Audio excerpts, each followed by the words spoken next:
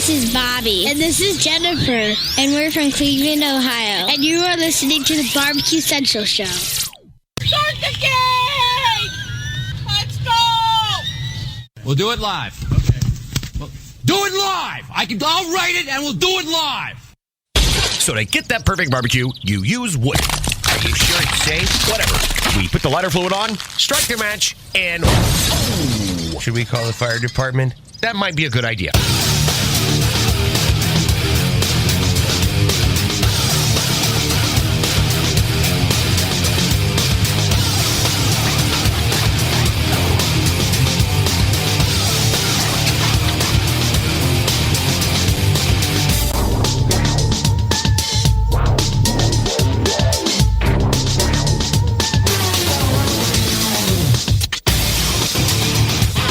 All right, good evening and welcome to the Really Big Barbecue Central Show. This is the show that talks about all things important in the world of barbecue and grilling. Originating from the Rock and Roll Hall of Fame city of Cleveland, Ohio. It is the barbecue capital of the North Coast. I'm your program host, Greg Rippey. Happy to have you aboard here. Wonderful time planned for you this evening. If you want to jump in, phone call 216-777-2120. Again, 216-777-2120. That puts you in contact with phone screener John in Upper Michigan. You play through him, you get to me, and I put you on the air. Very simple. In lieu of trying to get through the goalie, you can also send me an email, and that's how you do this. You can get in touch with the show by sending an email to greg@bbqcentralshow.com or on the Twitter and Instagrams at BBQ Central Show. Everything else you want to find out about the show can be found at the main website, thebbqcentralshow.com. And here's what's happening in case you didn't get the newsletter. It is the third Tuesday of the month of August, if you can believe it. And the third Tuesday of the month brings a regular visit from Barbecue Hall of Famer, prolific cookbook author, TV show host, cooking school instructor, and friend of this show. You know him, you love him, Stephen Raichlen will be joining us. Also on the third Tuesday of the month in the first hour, we revisit with one of the co-founders of the Steak Cooking Association, the Steak Cook-Off Association. In recent weeks, we have found the competitive steak cooking industry, I think we can classify it as an industry at this point, is growing in leaps and bounds. Sanctioning bodies are now developing other than SCA. People talking about the next great steak cooking opportunity. It is very hot, very popular, very hot and fast. I'm talking about a conversation with none other than Brett Galloway. Brett joins me at 9:35. And then we'll move into the second hour. And I will be joined by a first-timer of this show. She is new in her position to the National Barbecue and Grilling Associations as the executive director. She's also the creator of bushcooking.com. A lot of you might have heard of her through the venue of bushcooking.com, and then as you start to join associations, organizations, and so forth, might have also been introduced to her through affiliations with NBBQA. But as I had mentioned, newly, I don't know if it's voted on or appointed or hired. We'll talk to her about that. First timer to the show, Saffron Hodgson, will be joining me in the second hour. And then we will wrap it up with a lot of second hour first-time guests, first hour long-time guests of this show, breaking it up into both segments. If I had a third hour, we'd go medium recurring guests. But this is also a first-timer, and perhaps more than this year. Now, whether it's the truth or not, and depending on who I have on to talk about it, we might get varying viewpoints and opinions. I know Randall Bowman was on the show a 3 weeks ago or so. We were talking about the National Grilling and the National Grilling Society rollout, but we were also talking about where the state of competition barbecue is, and he maintained that there is growth.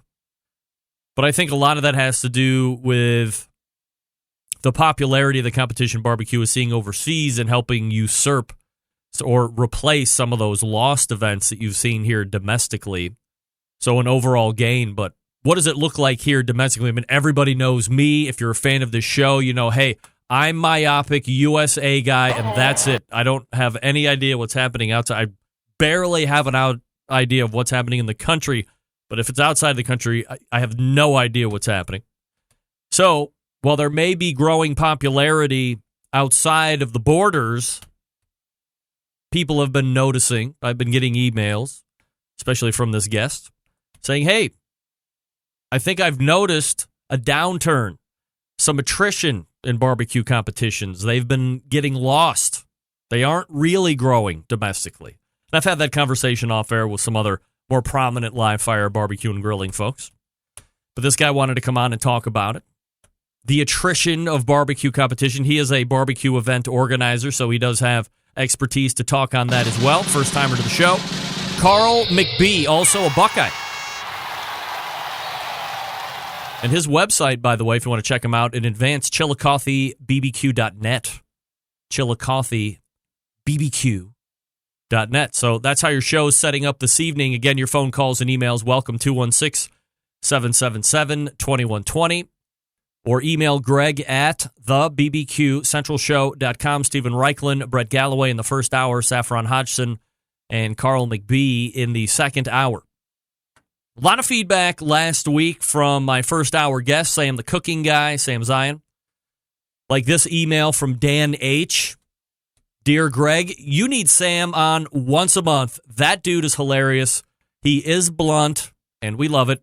The banter back and forth between you guys is priceless. You need to make him a regular on this show. Well, Dan H., thank you for your feedback. Appreciate that. I know you're listening because I've inspired you to give me feedback, which I appreciate. I don't disagree. I think Sam is a great guest. Sam's also a very busy guy. I think he's what you would call a regional celebrity. More celebrity to me than maybe to you because you don't know him. He's on my show. I know what he's accomplished. San Diego area, definitely celebrity out there. But I would say regionally famous. He's been doing some big national infomercials that you may or may not have seen. Some with an air fryer, some with smokeless grill from Phillips, I think it was. I forget who the air fryer is now, or maybe that's about ready to roll out. Maybe I shouldn't have said anything at all about that. Maybe it's not out yet. I don't know. But very successful, self-made success, which I certainly appreciate. And makes time to come on the show when he can, and I'm always happy to have him. So, Dan, appreciate you. And I got 30 or 40 emails just like that. I also got one saying that, Sam shouldn't poo-poo you so much on your steak testing results, which will conclude next week as we reconvene the Embedded Correspondence segment and go over our last round of tests. Also, the hot dog reaction continues to come in hot and heavy, low a month ago, believe it or not. Email in from Zach in North Carolina over the past week. Okay, I'm late to the party, but I'm going to weigh in. What sort of self-respecting barbecue and grilling person turns up their nose at hot dogs? The hot dog is the quintessential American summer cuisine, and dare I say, they are offered in just as many, if not more places in boiled or steamed form than they are grilled. Bolstering my position. Your one guy says that hot dogs have no flavor. What?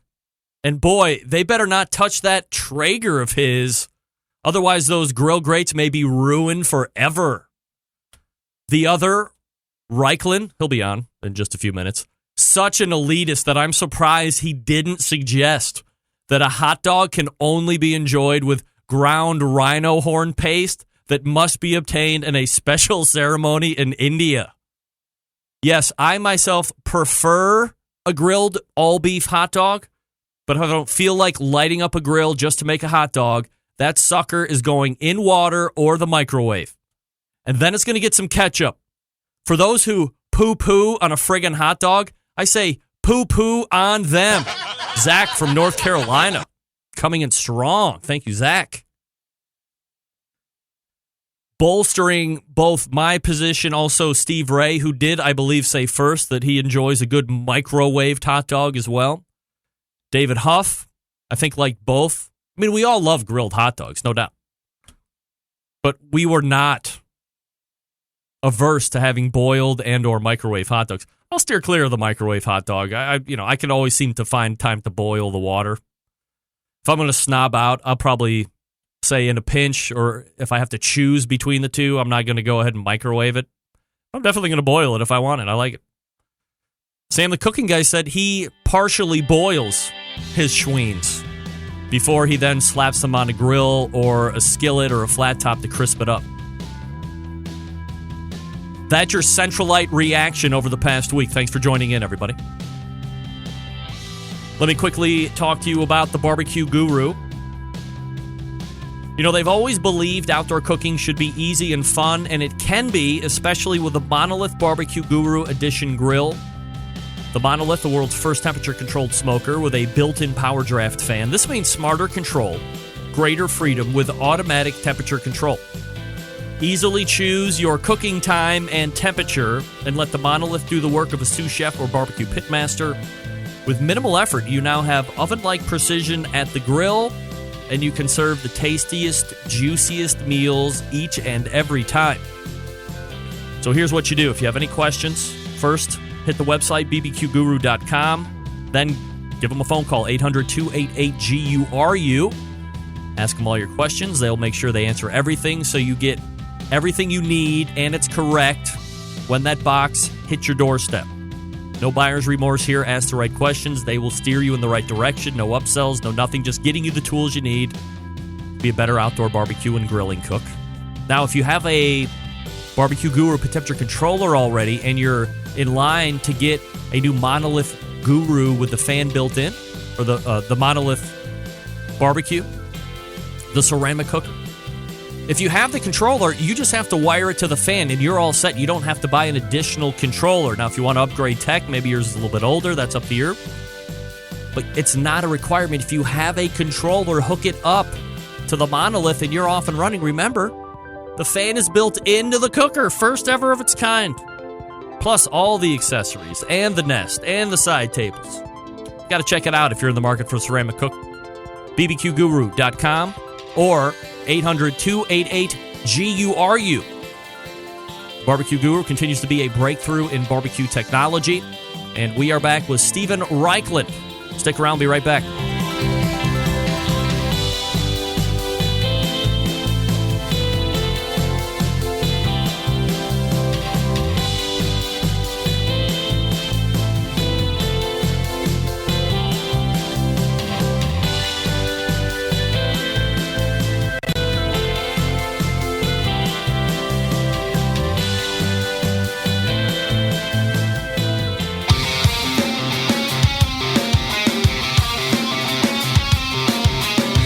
Broadcasting live from the Barbecue Central Show studios in Cleveland, Ohio.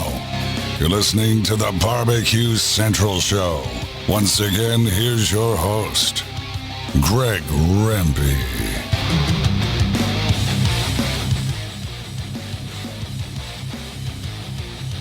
That's the wrong button. All right, welcome back. This portion of the show being brought to you by Butcher's Barbecue, maker of award-winning injections, marinades, rubs, seasonings, barbecue sauce, grilling oils. All the Butcher Barbecue products have been tested on the competition circuit as well as in backyards worldwide. Be the pitmaster of your neighborhood. Visit butcherbbq.com to stock up now. Always, always, always trust your butcher. All right, my first guest, seen the third Tuesday of each month right here on this show, a 2015 Barbecue Hall of Fame inductee, a TV show host, a barbecue cooking class instructor, a multiple-time author. Let's go ahead and welcome back friend of this show, creator of the Barbecue Bible and that website, barbecuebible.com. I'm, of course, talking about Stephen Raichlen, who is not there. All right. Steven? Hello? Interesting. Well,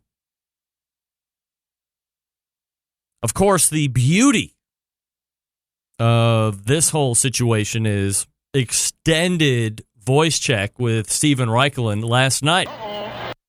Just to avoid this particular scenario. And guess what? Didn't work out, everybody. All right. Let's try it one more time. See what happens. See, it says it's connecting, but I don't think it's really connecting. Coming up at 9:35, Brett Galloway. Okay, well, now check me out. I'm not going to get all craziness on this, all right? John, what's up? Hey, how are you? Hey, let's rattle Steven on the cell phone and see what happens. All right, I'm going in. All right, he's going. It's John's catch line, by the way, if you follow him on Instagram. If you're not following John Solberg on Instagram, the creator of the producer of the best moments of the Barbecue Central show in 10 minutes or less, worth a follow, not only for the scenery, okay, because wherever he's cooking at, location remains double super secret. It's a majestic landscape rolling down to, I guess, what's maybe a lake or a pond. He's got a number of cookers. He's got that multiple cooker syndrome. But John's unique in the fact that he likes to buy cookers that are maybe, I want to say, antique or collectible, but they need some love. That seems to be his niche. He goes in, finds something that I think he believes he can rehab, probably does a lot of research on Craigslist and see what's available. It's all right, well, I can put in this kind of time or that kind of time. Oh. All right. Left that open. See if this works. Steven. Hey, how are you? All right. I had my producer trying to call you on the cell phone, so just go ahead and not worry about it. I know you like the books in the background, so yes. Let's see. This is my office up north. Library North. Love it. Martha's Vineyard. Martha's Vineyard. All right. You're a huge believer in eating seasonally. So, like, what's fresh and happening up in Martha's Vineyard right now that we would find on your dinner table?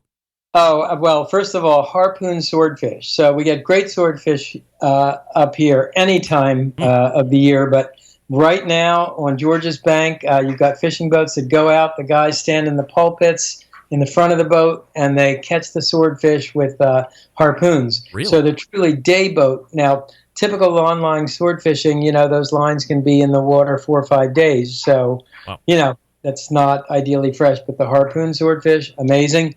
What else? Our local clams are fabulous. Lobster, which I love to do on the grill. We've had a great run of black bass this summer. Stripers are in season. I mean, if you love fish, this is a fish lover's paradise. What's your favorite way of preparing, or let me back that up for a second and ask it a better way. What's the best way to prep lobster before, whether you're going to steam it or put it in the oven or put it on the grill? Like, how do you prepare it once you get it live? Do you get it like that? If you are grilling the lobster, yeah. The best way to grill it is to actually cut it in half while it's still alive. You kill it instantly. However, the halves do wriggle, so it's a little bit upsetting. You crack the claws with your knife, and you grill it cut side down to start, then turn it over, cut side up, basting with butter. Super simple. Serve it with melted butter. It's amazing. I always like to get female lobsters because the females have roe, which is lobster caviar. Boiling, that's how we get our lobster out. Grilling is how we do it at home.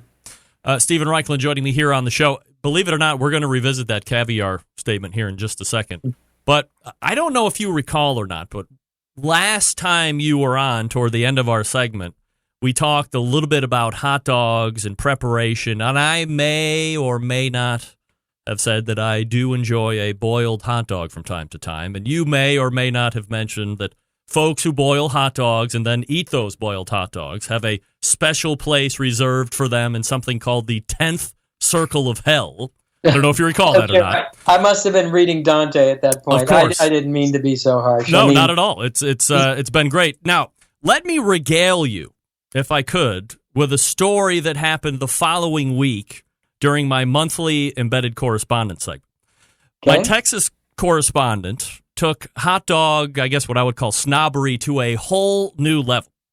Not only will he not eat any kind of hot dog, regardless of preparation, he takes it to yet another level, that level being an outright ban of any kind of hot dog on any of his outdoor cooking vessels.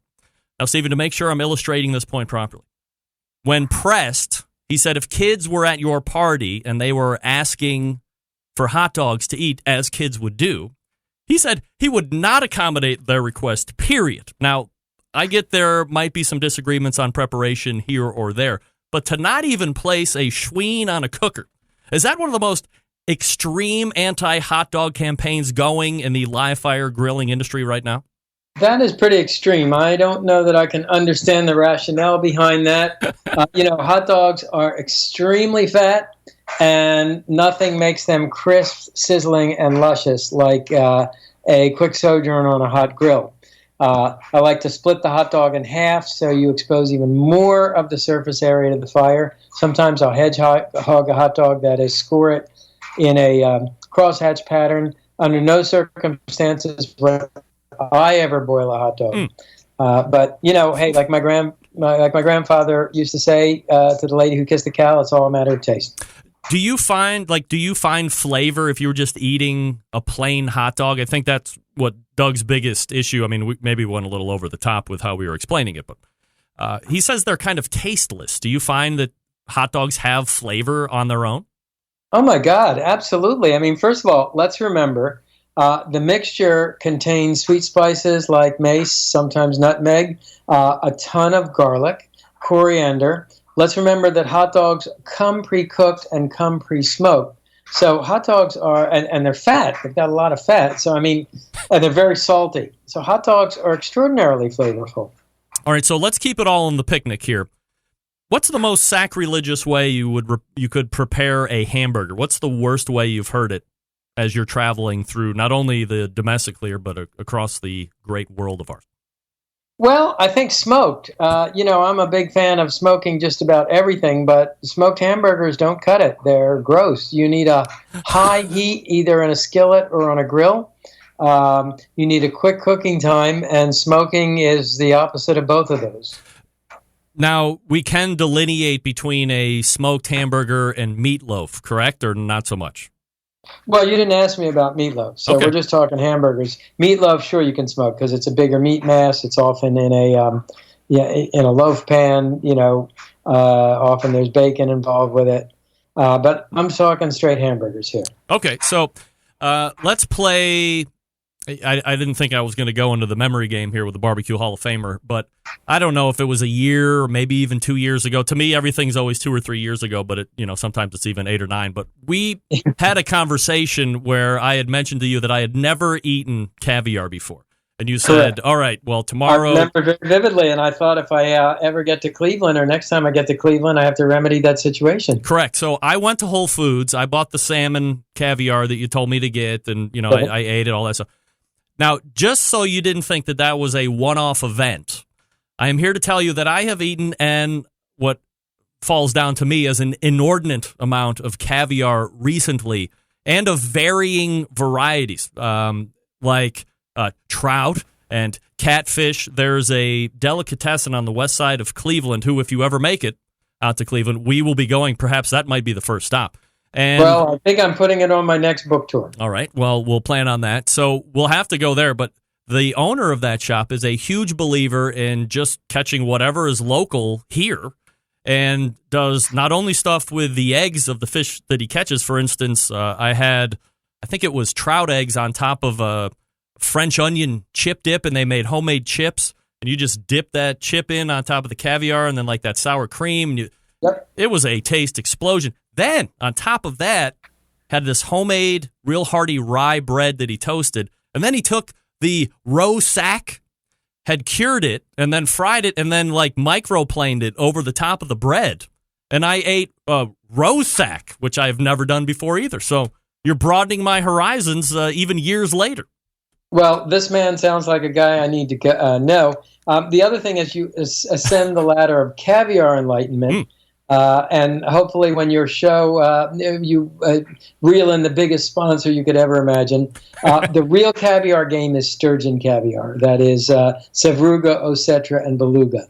And those are so ridiculously, they're hundreds of dollars a tablespoon. A tablespoon? Yeah, they're stupidly expensive. Yes. But imagine how delicious that salmon caviar was, and then multiply it by 1,000, and that's how delicious Osetra is. I've been a food writer for a long time, and I started writing about my first article about caviar, probably 30 years ago, back when you could afford Osetra, Sevruga, and Beluga, and it's the stuff of dreams. So when you win the lottery, invite me. We'll both eat it. All right, Stephen Raichlen joining me here on the show. BarbecueBible.com's website. Let's talk a little bit about the book that is in progress, I guess, which is being called the Brisket Chronicles. Obviously, brisket, very popular here. It has been over the last 4 or 5 years, especially as you look in Central Texas. Beef ribs maybe are starting to creep up in popularity or maybe be able to challenge brisket to a certain degree. But let's talk a little bit about the Brisket Chronicles and where you're at in that book process. Well, first of all, barbecue is the first chapter of the book. Obviously, it's very important, but brisket is also responsible for pastrami. It's responsible for corned beef. Without it, there would be no Montreal smoked meat. The braised brisket with dried fruits that when I was growing up, we had at all holiday dinners. French wine braised brisket, German beer fleisch, which is brisket braised with onions and beer. Vietnamese pho, which is a noodle soup made with brisket. Italian bollito misto. 2 kinds of brisket boiled with tongue and chicken. The brisket story really goes all over the world. And that is what the Brisket Chronicles are about. That's why I'm so excited. For me, recipes, food, grilling, it's always into a window into culture. And what really turns me on are these sort of cross-cultural comparisons, how Koreans worship brisket, which is differently than how Americans worship brisket, but we are all, theists. We all worship at the altar of brisket. Is there a time frame that you've been able to track back to when somebody had the first brisket, or was it here in the States, or was it somewhere else that was brought over here? That's a really interesting question. And just to give you a very quick overview, the word first appears in the English language around 1450. Wow. The first recipe for brisket, which was braised, actually was stuffed with oysters and anchovies. Sounds pretty amazing to me. Yeah. Dates from about 1785. So after right around the time of the birth of the United States. But interestingly, brisket as a barbecue phenomenon is extremely recent. You read the journals and chronicles of the colonists and America as an early nation. It's full of pork. It's full of ribs. Brisket doesn't really start appearing as a freestanding beloved food until 1910. And that's in the context of delicatessen. There were 2 delis in Texas that mention brisket. Barbecued brisket, really, it's people really haven't been eating it as a phenomenon for more than about 30 or 40 years, which is quite amazing. Now, in whole hog barbecue, which was very typical in Texas, undoubtedly people ate barbecued brisket, but it was never a separate muscle, barbecued, sold with the whole fetish of brisket that we have today. And shout out to Daniel Vaughn, the barbecue critic of Texas Monthly magazine, for that little bit of information about Texas brisket. All right, yeah. Friend of this show, shows up once a quarter. Not once a month like you, Stephen. He's once a quarter, of course. Do you find, or do you think that the popularity of brisket over the last 10 or 15, is it just because people like beef? Is there also a majesty that I kind of almost talk about brisket cooking like I do when we talk about barbecue competitions and being selected to go to the Jack Daniels. There's this mystique and this ambiance and romance that goes on with that particular event. Can you make an argument that brisket kind of falls under those same guiles? Brisket is magisterial. It's a food that we revere, and I think Aaron Franklin kind of summed it up the best. People revere it because they know how darn difficult it is to make a good one. And, pork shoulder, 6 hours, ribs, 4 hours, steak, 10 minutes, brisket, you're looking at a 12-hour commitment. You're either waking up very early or you're spending the night awake. It's it is sublime when you get it right. It's easy to get it wrong, but however you do it, it requires an enormous amount of work. What kind of a release time are we looking at for Brisket Chronicles? So Brisket Chronicles will be out on May 1st, God willing. In July, we did the photo shoot, same photo crew as does the food styling for the Project Smoke and Project Fire TV shows. I'm in the process of copy editing now, meaning the manuscript has been gone through by a copy editor, just reviewing all the changes, corrections, queries, making sure everything is consistent. That'll go for about another week or so, and then the next step will be setting it in type, and that's when it really starts to feel like a book, and then figuring out where the photos go, all those sidebars, all that fascinating information. So, writing a book is it's you think it's done when you turn in the manuscript, but there's an awful lot of work that happens after that. Stephen, a couple minutes left, and I wanted to mention this in case people were going to be out in that general area, in the California area. You're doing I guess what it's termed a barbecue boot camp with is it Alisale Guest Ranch Resort? The Guest Ranch Resort, yeah. And if you watch the Project Smoke and Project Fire TV shows, you'll recognize the Alisale. That's where we have shot the last two shows. They have 110 head of horses, so I ride, the horses are everywhere. It's an absolutely spectacular 10,000-acre guest ranch. And I will be, I'm not running the show here like Barbecue University at the Broadmoor, but I will be a guest instructor for one day. All right, and then that's a place where you can stay overnight, kind of like accommodations on site and all that stuff? Oh, it's beautiful. They have beautiful bungalows, each one with a fireplace. The ranch is gorgeous. The valley is gorgeous. Very famous wine region. If you ever saw the movie Sideways, it was filmed in this area. It's just spectacular. Stephen, last question before I let you go. We're going to forego all the Labor Day recipes and suggestions and stuff, but for the people you can find that on my website anyway. Yeah, of course. For the people that like to imbibe a little bit in the adult libations, do you have any favorite summery cocktails that you've been enjoying that you might be serving for Labor Day? I've been making that grilled sangria from Project Fire all summer. I really love it. You start with oranges, lemons, limes, even a grapefruit, dip them in sugar, and grill the cut fruit over a screaming hot fire to caramelize the sugar. That gets cut up, goes in a punch bowl with rum, with fire-seared cinnamon sticks, and you let it macerate with a little brown sugar. And then right before serving, if you want a white sangria, you add Prosecco. If you want a red sangria, you add Lambrusco. Never club soda, never Sprite or any kind of soda enters my sangria. And it's really awesome. You'll find that recipe in Project Fire. All right, and you can visit barbecuebible.com for other grilling recipes and barbecue recipes for Labor Day weekend. On the third Tuesday of the month, you find them right here.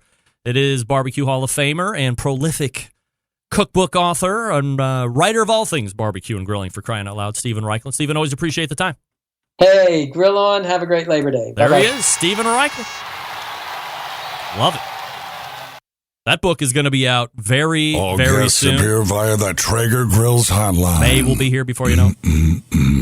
No doubt. Yummy. May, remember, 2018 rapidly coming to a close. Everybody laughs when I say it like the first Tuesday into the year, but, we're almost done with August, folks. Believe it.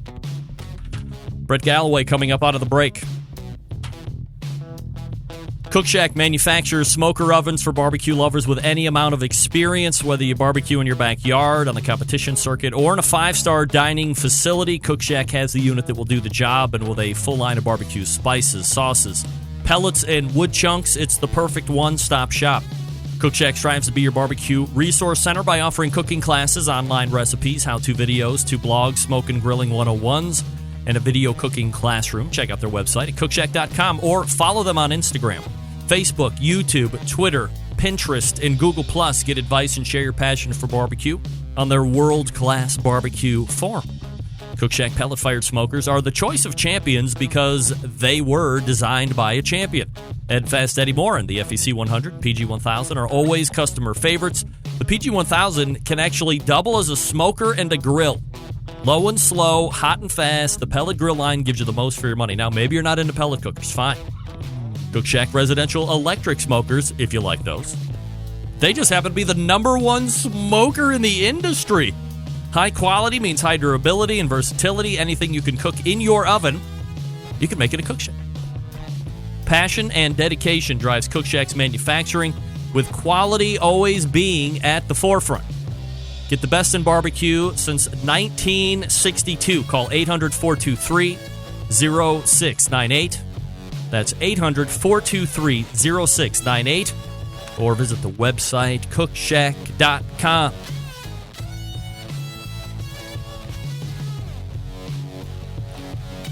We are back with Brett Galloway from the Steak Cook-Off Association. Coming up right after this. Stick around. Be right back.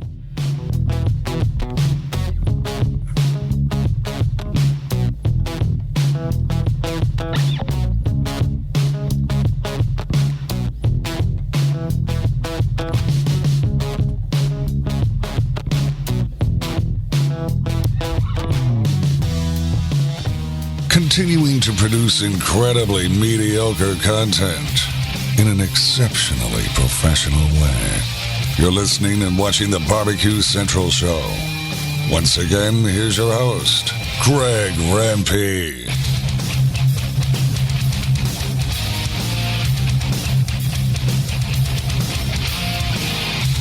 All right, thanks again to Stephen Raichlen for joining me last segment, barbecuebible.com, his website. Also, if you're going to be... Well, go to Facebook and check out the Alizell Resort. Ranch and Resort, I think it was called. I'll also try and remember to put the link up in the post-show notes. So if you're going to find yourself out there, go ahead, check it out. This portion of the show brought to you by cookinpellets.com, your number one source for quality wood pellets for all your pellet-driven cookers. Visit Cookin Pellets, COOKIN.com for more information or to purchase. In lieu of that, you can also buy Cookin' Pellets right on Amazon.com. Don't forget to download the cookinpellets.com app. It's free.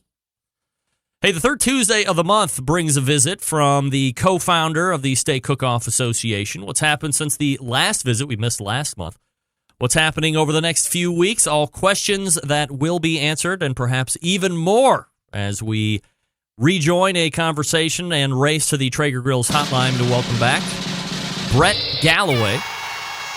Hey, Brett. Hey, buddy, how's it going? I'm doing absolutely fabulous, Brett. Appreciate you making time for the show as always. So, as I had just mentioned in the open, we missed last month. So, a lot of things continue to happen in the Steak Cook-Off Association, gaining popularity each and every week. So, I guess from a holistic standpoint, as you're looking at it as one of the leaders of the organization, how does the SCA feel to you guys right now? Feels pretty good. I mean, we're still pushing forward. There's some competition out there that has sprung up here late in the year, and that's all right. There's room for everybody. We're going to keep doing what we're doing, and we're in the stretch run. We got 44 events till the championship, which is in October. So every weekend's a big weekend. Brett, let's go ahead and look back at, I guess, what we would call some of the spotlight events, or at least in your eyes, what you think some of the really big events were here over the last 4 or 5 weeks. What were some of those big wins and showcase moments?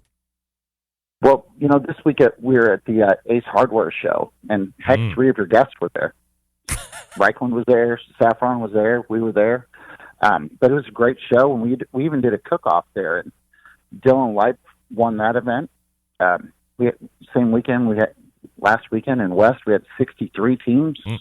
Brenda's wife got her second win down there. That's a tough crowd down there. But she won that one. And then we had the big one up in St. Paul, Minnesota. We had 65 teams up there. Wow. Tattoo Bob West drove up from Kansas and won that thing. So there's been some big events, a lot of fun events.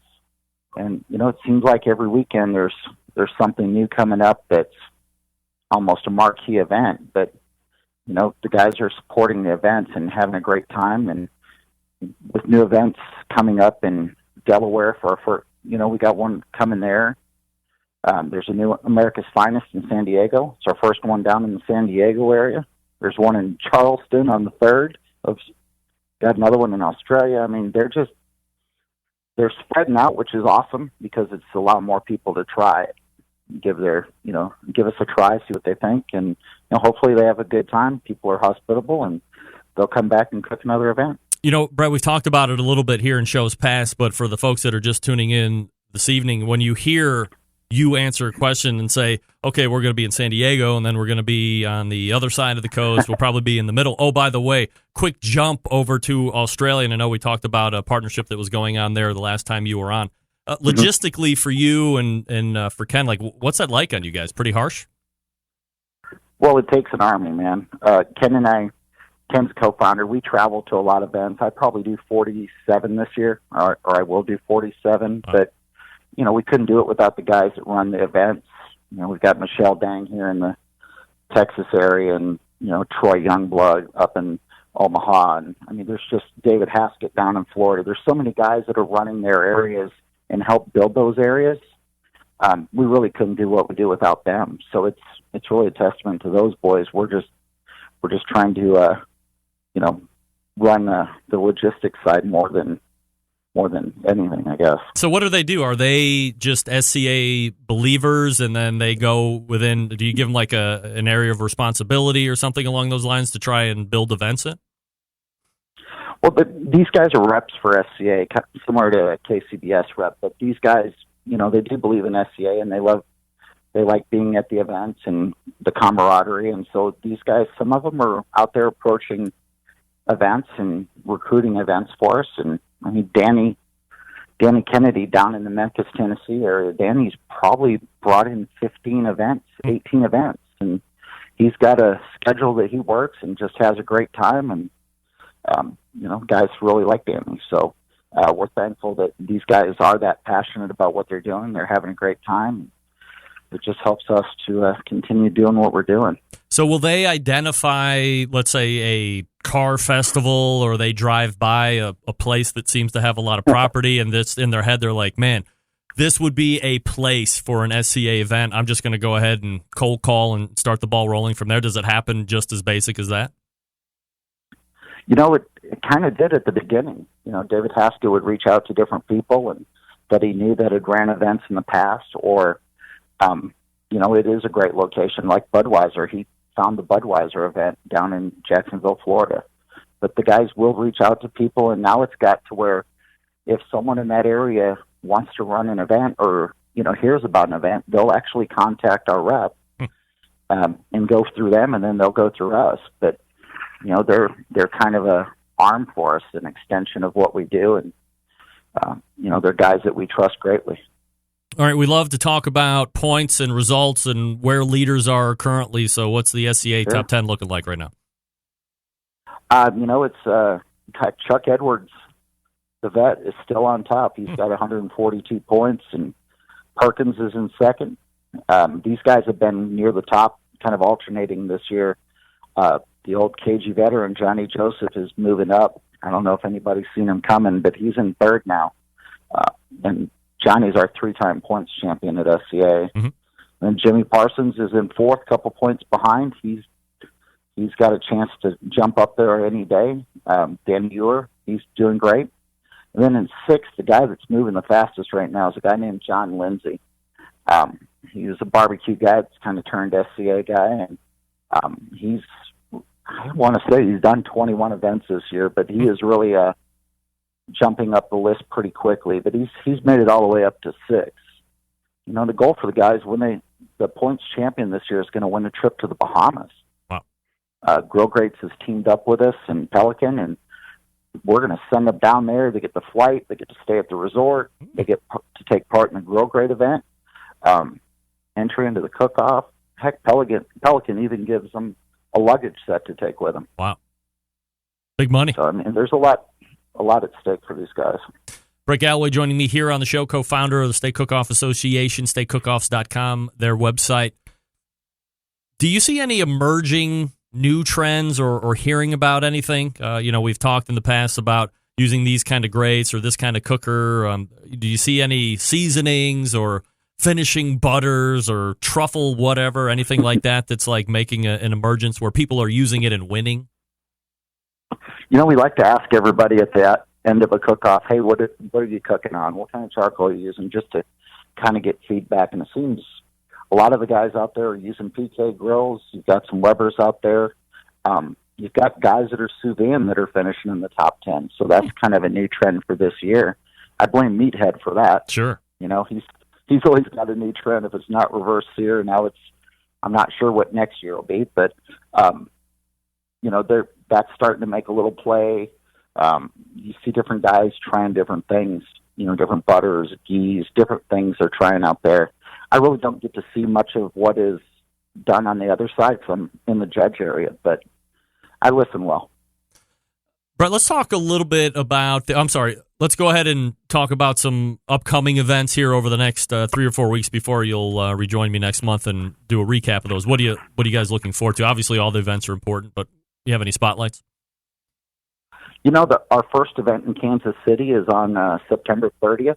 It's at a Worth Harley-Davidson there, but that's our first one there. We've got the first one in Ontario, Canada. It's called Steaktacular, and it's part of a festival. I believe they have 10,000 people at this festival. It's actually on 9/29, so we're excited to go up there, be part of that. And you ever been to Praise the Lard Cook-Off? I have not been to it, but I know exactly what you're talking about. Yeah, it's Mike Mills' event up there. It's KCBS, MBN, and SCA, so we're real proud to be part of that event. And then we've got one at the beginning of the month in St. George, Delaware, the Operation Barbecue Relief, and steak and ribs up there. All the benefits go to Operation Barbecue Relief, but it's our first event in Delaware, so we're real excited to get out there. Do you have all the states you have marked off so far? Like, what's your count so far? 31 so far. All right. It'll be 32 soon. Yeah, you're getting to 50 pretty quick there. Can we talk a little bit about the popularity of steak cooking as a growing industry? And you kind of reference it at the top there because, sure. It is, I think, just that, a growing industry. You can almost kind of seem like visionaries to a degree. You're now, almost 5 years or so into existence. Did you anticipate seeing not only this growth, but more competitive steak sanctioning bodies roll out as you started to get going? Did you foresee that or think that was going to happen? Well, honestly, we didn't foresee the growth as it came. I mean, we were excited and wanted more people to enjoy what we were doing. So we're excited about it, and to have it grow like it has been really neat, really fun experience. Eventually we knew somebody would come along and do it. We actually talked to other organizations about doing some things together, and that just didn't materialize. And so that's all right. There'll be more people cooking steak, and we've got a definite feel to our events. I feel we've got a little SCA family culture going, and I think that's, what may make us different than some other events. So we'll just keep doing what we're doing and enjoying every event, treating it like it's our first, and I think we'll be all right. I think the last time you were on, we had briefly touched on the American Competitive Steak Association, or the ACSA. That's actually based here in Ohio, as I had found out. Maybe a week or so after that, KCBS rolled out the National Grilling Society, and I had a conversation with Randall Bowman a week or so after that here on this show. And it seemed, from what I took away, that that might be more than just steak events. But of course, there was some talk about where the SCA would fit into future KCBS events now with the NGS rolled out. So if I could just ask you a question or two as it relates to that.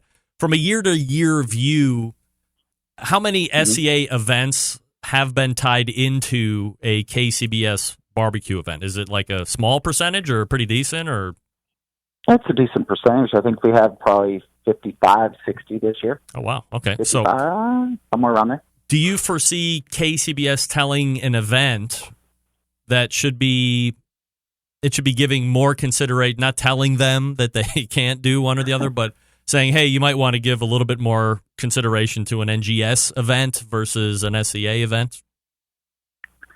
Well, man, I'm sure that's up to them. That's none of my my business. We're just going to keep doing what we're doing. I really don't want to. I don't want to speculate on any of that. I respect what they do, and they're the gold standard of barbecue judging. So, good luck to them, and we'll just keep doing what we're doing. I'd had Dan Hurst on a couple weeks ago, and as Randall Bowman, as I just mentioned, I asked them both this question, and I wanted to get your take on it. So let's say 3 years from now, everyone's still around, everybody's flourishing in their own rights. Would you and Ken be down for putting on some kind of like ultimate steak throwdown? Well, not putting on, but being a part of some kind of ultimate steak throwdown where you get, let's say, top 10 in SEA, top 10 from ACSA, top 10 from National Grilling Society, and just have a winner-take-all event, $1 billion prize purse, all that stuff. Would that be fun, or would you not want any part of that? Man, we already do it. We have the SCA World Championship, the winner of every steak event in the world. I mean, we've got 26 teams committed to coming from overseas already to this championship. You got to win to get in. We've got the best cookers cooking it. There's the KCBS guys that cook ours. I don't know the other organization who cooks in it yet. I haven't really looked at it too much, but I'm sure their guys make cooking ours too. So, there'll probably be more crossover in the future with everybody. And if that's the case, great. But, I think we run the premier steak cook-off in the world. I mean, Friday night, guys are going to walk down the red carpet. They're going to get interviewed. We've got cameras there. We've got, when they come inside, some of the teams are going to be announced with their walk-up songs. And we got 180 teams competing on the weekend. So I think we've got a great event. I'm not really worried about 3 years down the line. I really want to focus on this championship and just focus on us. 180 teams. Yes, sir. Wow. And almost 30 international teams confirmed. Yeah, I think we have 26 confirmed now. Wow. There's a few that aren't coming, but, we're really proud of that. I think, I don't know how many are at the Jack, but, just to be anywhere near what the international teams feel. The Jack's prestigious, man. I tried to get there when I was a barbecue team, and I couldn't. But, for those teams to care enough and have enough passion for grilling a steak to come from Australia, from Japan, from Canada, from the Netherlands, United Kingdom, to come from all that distance to come compete in a steak, that's honoring to us. That is humbling. Hard to believe. When is that finals taking place, the World Championships? It's October 4th through 7th. It's in Fort Worth, Texas. All right, so if you are going to be around Fort Worth, and we'll continue to hype that here over the next month or so, check it out. Fort Worth, Texas, October 4th through, could be worse places to be October 4th through 7th and Fort Worth as well. So not to mention you'll be around a bunch of great steak cooks. The third Tuesday of the month, you can usually find Brett Galloway, co-founder of the Steak Cook-Off Association, and the website steakcookoffs.com right here on this show. Brett, always appreciate the time, man. Thanks for coming on. Thanks for having me on, buddy. Bye-bye. You got it. There he is. Brett Galloway. Johnny's not coming back to you. He just hung up. What can I tell you? Nobody's got any time to wait anymore. I got a professional operation going around here. The least you people do can wait and go back to John.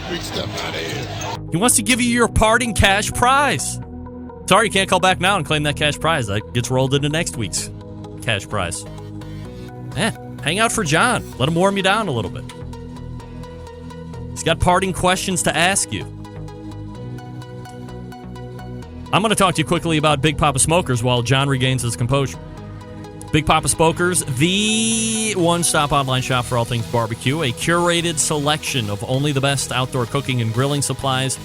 Get you on the path to better barbecue results in no time. Everything at BigPapaSmokers.com has been Pitmaster approved by Sterling. Big Papa Ball himself, from award-winning rubs and sauces to American-made grills and smokers, Big Papa Smokers has something that everybody could possibly benefit from, buy, and or enjoy, or otherwise. If you're a backyard barbecue fanatic like me or competition pro, Big Papa Smokers has something just for you. They got these great rubs and seasonings. You ever heard of Sweet Money or Cattle Prod or Cash Cow? All proven winners on the competition circuit and in the backyard. Pick up a bottle today at BigPapaSmokers.com. Don't forget West Coast Offense, right? It's a combination of Simply Marvelous and Big Papa Smokers. Over the past few years, West Coast Offense pretty much All the great teams are using some version of that. Not everybody, but a lot of them are. You might want to check it out. Big Papa Smoker is also the proud owner of Granny's Barbecue Sauce. If you're looking for a new go-to barbecue sauce that will please everyone, Granny's traditional yet powerful flavor, remind us why we fell in love with barbecue in the first place. Check out that sauce plus other top-rated sauces at BigPapaSmokers.com. Don't forget about their great selection of pellet, charcoal, and wood cookers available. If you're looking for a versatile smoker that's easy to use, check out the Mac 2-Star General Pellet Grill. Big Papa Smokers is the exclusive Mac dealer, even offering special packages. Nobody else is doing that. Not a fan of pellet smokers? Okay. Take a look at the old Hickory Ace BP. It's the only charcoal smoker that Big Papa trusts to put on his competition trailer. Kind of looks like a mailbox. Fits a lot of food in it. Convection cooking at its best. If you're a backyard barbecue enthusiast looking for a durable and versatile grill that will last forever, the M Grill from Texas is just what you need. They're built like tanks. Not sure what kind of grill you need? You really can't go wrong with anything featured on BigPapaSmokers.com. They have something for every kind of backyard cook and budget. It's the place to go. Every product featured on their website, hand-selected to help you barbecue better. Boost your skills. If you have any questions, give them a call at 877-828-0727, 877-828-0727, or the website, BigPapaSmokers.com. That's BIGPOPPA Smokers.com. We're back to wrap the first hour right after this. Stick around. Be right back.